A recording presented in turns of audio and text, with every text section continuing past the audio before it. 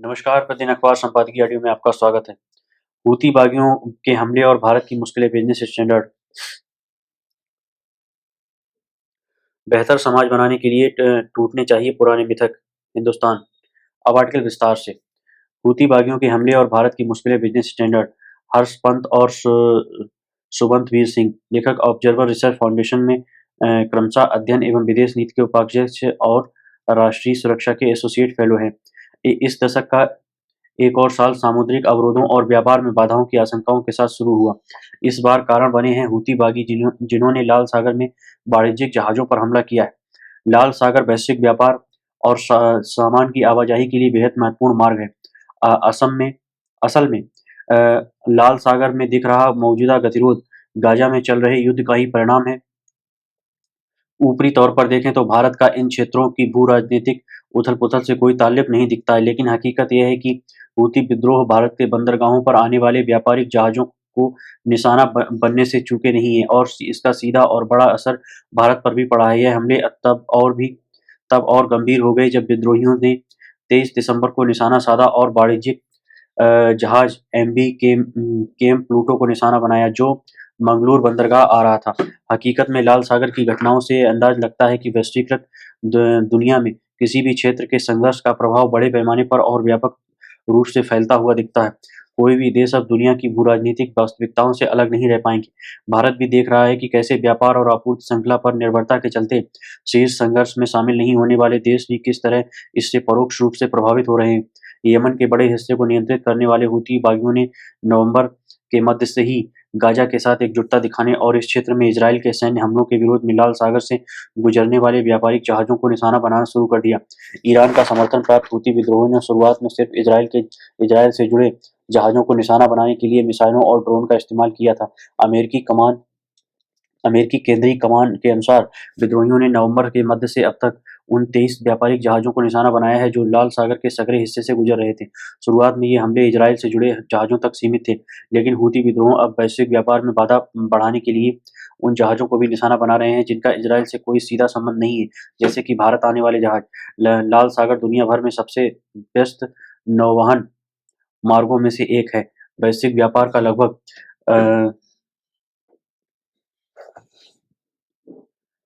12% और 30% shipping container इसी मार्ग से गुजरते हैं। वैश्विक स्तर पर इसके नौवहन का केंद्र बनने की वजह यह है कि यह सुएज़ नहर के काफ़ी निकट है। लाल सागर सुएज़ नहर के दक्षिण में है, जो यूरोप को एशिया और अफ्रीका से जोड़ने वाले सबसे महत्वपूर्ण जलमार्ग के लिए आवश्यक परिवहन मार्ग माना जाता है।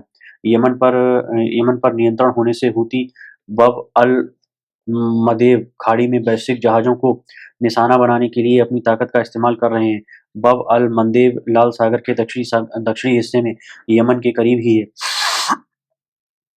वैश्विक व्यापार में लाल सागर काफ़ी महत्वपूर्ण है और वैश्विक आपूर्ति श्रृंखला को बाधित करने के लिए हूती बागियों की रणनीति को देखते हुए अमेरिका ने इन हमलों का असर कम करने के लिए कई कदम उठाने शुरू किए हैं। इनमें सबसे महत्वपूर्ण है ऑपरेशन प्रॉस्पेरिटी गार्डियन की शुरुआत, जिसके तहत इटली, फ्रांस, ब्रिटेन, बहरीन और सेशेल्स जैसे देशों को एक साथ लाया गया, ताकि लाल सागर से गुजरने वाली जहाज़ों और नाविकों के लिए स्वतंत्र और सुरक्षित मार्ग सुनिश्चित किया जा सके।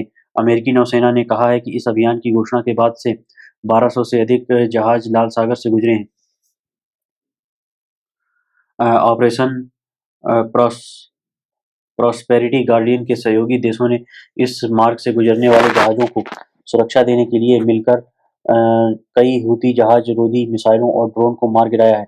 हालांकि इन प्रयासों के बावजूद हूती लाल सागर से गुजरने वाले जहाज़ों पर हमला करने के अपने इरादों पर अडिग दिख रहे हैं। पश्चिमी देशों की मिसाइल, ड्रोन और युद्धपोतों की अतिरिक्त उपस्थिति इनके हमलों पर लगाम लगा सकती है, लेकिन उनकी इस मुहिम को पूरी तरह से रोक पाने की संभावना नहीं है। हालांकि अमेरिका के नेतृत्व में जो पहल की जा रही है, उसमें एक बड़ी कमी अरब देशों का शामिल ना होना है। गाज़ा युद्ध से जटिल राजनीति जुड़ी हुई है और दूसरी तरफ राज्यपाल भी हमास के खिलाफ अपनी कठोर कार्रवाई में कमी करने को तैयार नहीं है। ऐसे में हूती बागियों के खिलाफ रुख न लेने की आशंका के चलते ही अरब क्षेत्र की बड़ी ताकत माने जाने वाला सऊदी अरब जैसा देश इस पहल से दूर है। अमेरिका और अन्य पश्चिमी देशों के लिए लाल सागर में हूती गतिविधियों को नियंत्रित करने की निरंतर कोशिश के साथ ही अरब देशों का समर्थन हासिल करना ही महत्वपूर्ण होगा। तभी जलमार्ग में सामान्य स्थिति बहाल करने में सफलता मिलेगी। इस रणनीति से ही इस जलमार्ग की नौवहन से जुड़ी गतिविधियों और वैश्विक आपूर्ति श्रृंखलाओं की बाधाएं कम होंगी। एमबी एमबी केम प्लूटो पर होने वाला हमला भारत के लिए कोई नई घटना नहीं है। इससे पहले भी एक अन्य जहाज एमवी साईं बाबा पर ड्रोन से हमला किया गया था। जब यह जहाज 23 दिसंबर को लाल सागर के जलमार्ग से गुजर रहा था।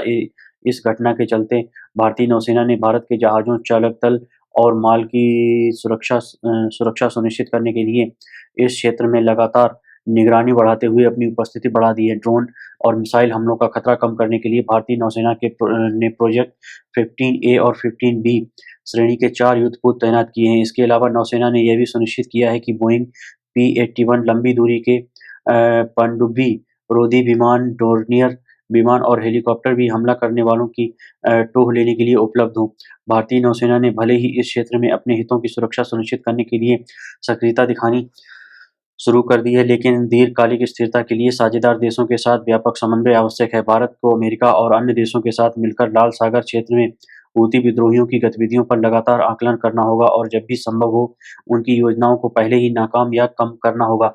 इसके लिए दोनों तरफ से सूचना का त्वरित आदान-प्रदान सुनिश्चित करना होगा। इन कदमों के साथ-साथ गाज़ा के हालात पर भी नज़र रखी जानी चाहिए। अच्छा यह होगा कि भारत अपनी नौसेना की क्षमता और कूटनीतिक महारत का बेहतर इस्तेमाल करते हुए इसका प्रबंधन इस तरह से करे कि यह न केवल उनके हितों के लिए बेहतर हो, बल्कि ये पूरी दुनिया के हित में हो।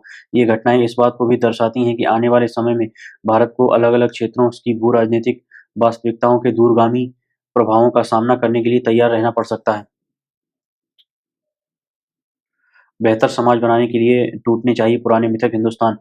अनुराग बेहर, सीईओ अजीत प्रेमजी फाउंडेशन। सामाजिक क्षेत्र के सामाजिक क्षेत्र के अनेक दिग्गजों के दिलो-दिमाग पर पुराने मिथकों की मजबूत पकड़ है।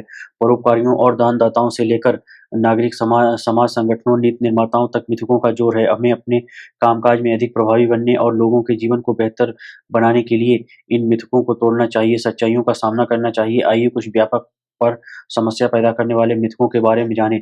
स्थिरता का मिथक। यह धारणा है कि कोई समुदाय सुधार और बदलाव से आत्मनिर्भर होकर स्थिर हो सकता है, चाहे वह एक गाँव हो या एक बड़ी राज्य प्रणाली। यह एक मिथक है। इसके पीछे धारणा यह है कि अच्छे अच्छी चीज़ों को एक जगह जुटाया जा सकता है, जहाँ बाहरी समर्थन या हस्तक्षेप की ज़रूरत ही ना रह जाए। हालाँकि सामाजिक क्षेत्र का हर अनुभव एक ही कहानी बयान करता है कि कुछ भी अपने आप कायम या स्थिर नहीं रहता है। समाज व्यवस्था को आंतरिक एवं बाहरी ताकतें राजनीतिक, आर्थिक और सांस्कृतिक लगातार प्रभावित करती हैं। इस गतिशील मानव रंगमंच पर जो कुछ भी हासिल किया गया है, उसे कहीं न कहीं से निरंतर पोषण और ऊर्जा की ज़रूरत पड़ी है, अन्यथा चीज़ें पीछे की ओर खिसक जाती हैं या भटक जाती हैं। मिसाल के लिए कुछ पंचायतों ने तय किया कि कोई बाल विवाह ना हो या किसी के साथ जाति आधार पर भेदभाव ना हो। दानदाता या सुधारकों ने जब समझा कि ये लक्ष्य हासिल हो गया है, तब उन्होंने अपना काम बंद कर दिया। अब चूँकि पंचायतें एक व्यापक समाज का हिस्सा होती हैं, तो वहाँ कुछ ऐसी ताकतें हमेशा सक्रिय रहती हैं, जो सुधार के खिलाफ काम करती हैं। वास्तव में समाज में किसी भी अच्छे नतीजे को बनाए रखने का संघर्ष सतत है, क्योंकि सब कुछ क्षणभंगुर है। जो अच्छा है, वह तो और भी ज़्यादा। पैमाना संबंधी मिथक। क्या मानवीय संबंधों को मापा जा सकता है? क्या सामाजिक और सांस्कृतिक संबंधों को मापा जा सकता है? समाज गतिशील है, तो उसमें बनने वाले रिश्ते भी गतिशील हैं। सबकी अपनी अपनी अपनी विशिष्टता के चलते रिश्तों को मापा नहीं जा सकता। मापना सामाजिक क्षेत्र में कल्पना मात्र है। यह स्वीकार करना इतना कठिन क्यों है कि मनुष्य मशीन नहीं है और समाज कारखाना नहीं है। व्यवस्था में बदलाव संबंधी मिथक। किसी व्यवस्था में अनेक चीज़ें शामिल रहती हैं। सिस्टम या व्यवस्था जैसा शब्द अब अब इतनी बार इस्तेमाल होता है कि हम इसकी जटिलता और विशालता को भूल जाते हैं। दानदाताओं और समाजसेवियों का दावा है कि वे सिस्टम में बदलाव के लिए काम करते हैं। अक्सर स्मार्ट लोगों का एक समूह किसी स्थान पर बैठकर सिस्टम के लिए नीति निर्माण, प्रशासनिक पहल और ज़मीनी स्तर पर काम की योजना बनाता है।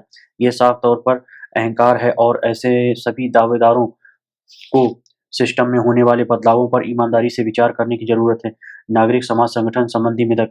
एक समय नागरिक समाज संगठनों को सद्गुणों का प्रतिमान और इस बात का उदाहरण माना जाता था कि लोग अपना जीवन समाज सेवा में कैसे समर्पित कर सकते हैं। पिछले 2-3 दशकों में यह धारणा उलट गई। अब धारणा यह है कि आज कुछ संगठनों को छोड़ दीजिए तो बाकी सभी संगठन अक्षम, अप्रभावी और भ्रष्ट हैं। हालाँकि ये झूठ है। ऐसे संगठन अन्य प्रकार के संगठनों, व्यवस्थाओं की ब ब संगठनों ऐसे संगठन अन्य प्रकार के संगठनों, व्यवसायों की तुलना में ज़्यादा अक्षम या भ्रष्ट नहीं हैं। नागरिक समाज संगठनों के प्रति जो गलत मिथकीय धारणा है, उससे न सिर्फ उन लाखों लोगों को बड़ा नुकसान होता है, जो समाज को बेहतर बनाने के लिए मजबूती व ईमानदारी से काम करते हैं, बल्कि वह उनके सामाजिक कार्यों के भी खिलाफ जाता है। वैसे कुछ नागरिक समाज संगठन भी गलत धारणा बनाने में सहभागी हो सकते हैं, पर इन मिथकों की जकड़ से बचने और सच्चाई का सामना करने की असली ज़िम्मेदारी परोपकारियों, दानदाताओं, शिक्षाविदों और नीति निर्माताओं पर है। यदि इन मिथकों को हमेशा के लिए दूर कर दिया जाए, तो भारत के लिए बेहतर होगा। धन्यवाद।